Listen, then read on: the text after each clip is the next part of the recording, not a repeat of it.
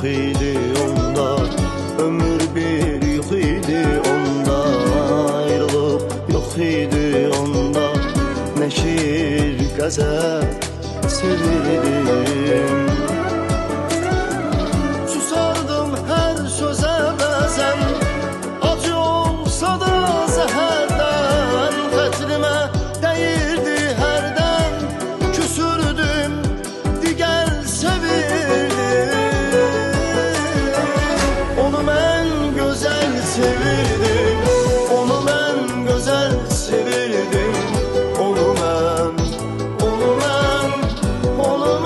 gözəl sevirdim, onu mən gözəl sevirdim, onu mən gözəl sevirdim, onu mən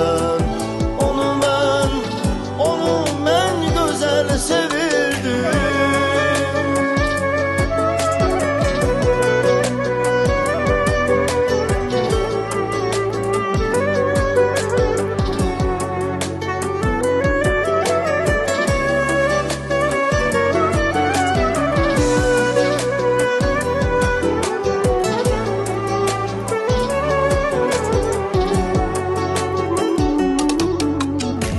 Hamı durmuşdu qəsdimə ki, son qoyum bu sevgimə.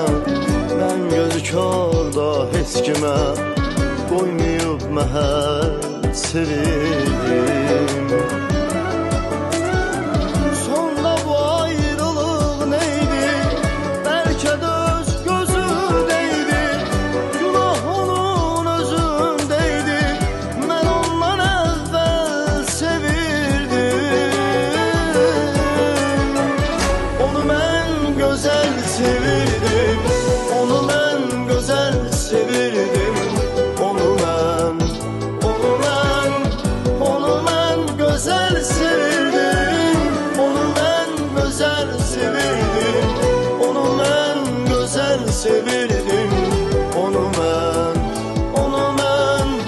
onu mən gözəl sevirdim.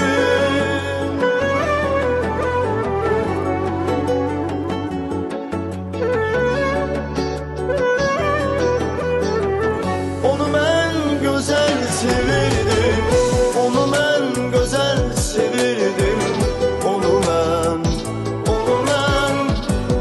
mən gözəl sevirdim, onu mən gözəl sevirdim, onu mən gözəl sevirdim.